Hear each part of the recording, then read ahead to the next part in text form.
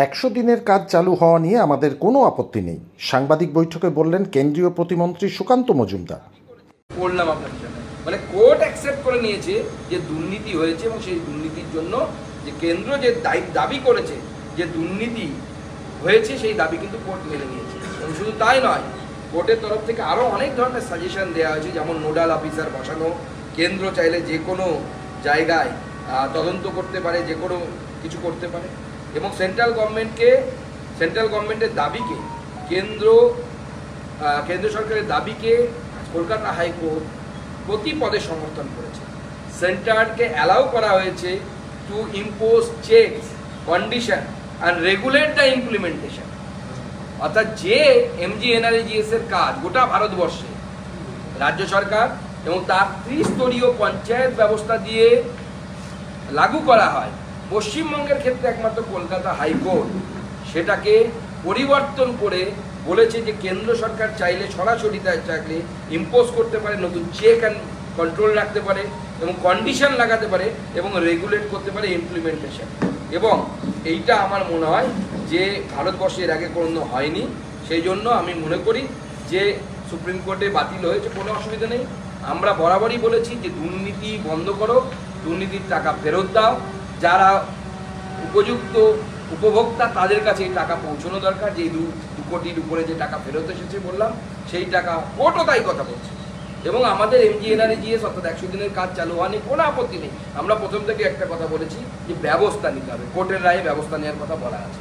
আমরা যা যা দাবি করেছি এর আগে প্রত্যেকটা দাবি হাইকোর্টের রায়ে আছে। বহিরাগত বাংলা বিরোধী জমিদার অর্থাৎ বিজেপির ওপর এটা একটা গণতন্ত্রের চপেটাঘাত, গণতন্ত্রের জয় হয়েছে এবং তারা যারা মা মাটি মানুষের সঙ্গে ছিল, মা মাটি মানুষকে অর্থনৈতিকভাবে অবরুদ্ধ করে রাখতে চাইছিল, তারা তাদের জয় ছিনিয়ে নিয়েছে। এবং তিনি বাংলায় লিখেছেন তারপরে, চলবে না অন্যায়, টিকবে না ফন্দি, জনগণের আদালতে হতে হবে বন্দী। দেখুন, মূর্খের স্বর্গে বাস করছে অভিষেক বন্দ্যোপাধ্যায়, হয়তো পড়েও দেখেননি উনি হাইকোর্টের রায়টা পড়ে দেখতে বলুন।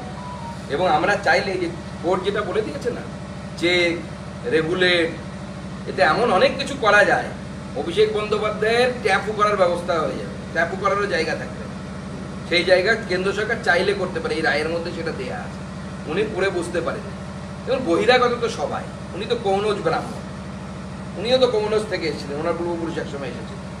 তো বহিরাগত কে নয়, বরঞ্চ ওনারা বাংলাদেশের স্লোগানকে নিয়ে এসে পশ্চিমবঙ্গের স্লোগানকে করছেন। বিজেপি ডক্টর শ্যামাপ্রসাদ মুখার্জির তৈরি করা দল, ওনার মতো অ্যালেন অক্টেভিয়াম হিউমের লেগাসি আমরা বহন করছি না, আমরা ডক্টর শ্যামাপ্রসাদ মুখার্জির লেগাসি বহন করছি। তিনি এটাও লিখেছেন যে বিজেপি আদতে প্রচন্ড তাদের অ্যারোগেন্স, ঔদ্ধত্য, এবং তার এটা একটা নিদর্শন হলো যেখানে আজকে সুপ্রিম কোর্টের ভার্ডিক্ট মাটির মানুষের পক্ষে। দেখুন, মানুষের পক্ষে অবশ্যই আছে, এবং কিন্তু তাই হাইকোর্টের রায়টা পড়েদের তো দেখতে বলুন, চোরেদের পক্ষে নেই। ওনার যে হাইকোর্টের রায় উনি লাফাচ্ছেন, সেই হাইকোর্ট বলছে যে উনি চোর, ওনার সরকার চোর।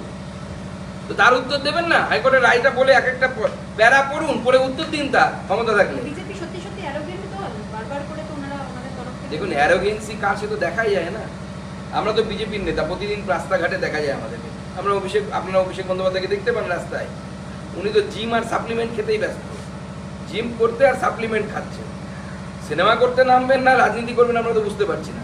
আমরা তো শুধু দৌড়চ্ছি, রাস্তাঘাটে পুড়ছি, রোদে পুড়ছি, ওরা তো ফেয়ার অ্যান্ড লাভলি মারতে হচ্ছে। এই জায়গায় সুপ্রিম কোর্ট বলেছে যে হাইকোর্ট যে নির্দেশ দিয়েছিল যে জেলায় জেলায় যে তদন্ত চলবে, সেই তদন্ত কেন্দ্র চালিয়ে যেতে পারবে হাইকোর্টের নির্দেশ। হ্যাঁ, অবশ্যই সেই রায় কেন্দ্রের পক্ষে হাইকোর্টে দেয়া আছে, এবং হাইকোর্ট যথেষ্ট কেন্দ্রের হাতে ক্ষমতা দিয়েছে, এবং সেটা অনেক ক্ষেত্রে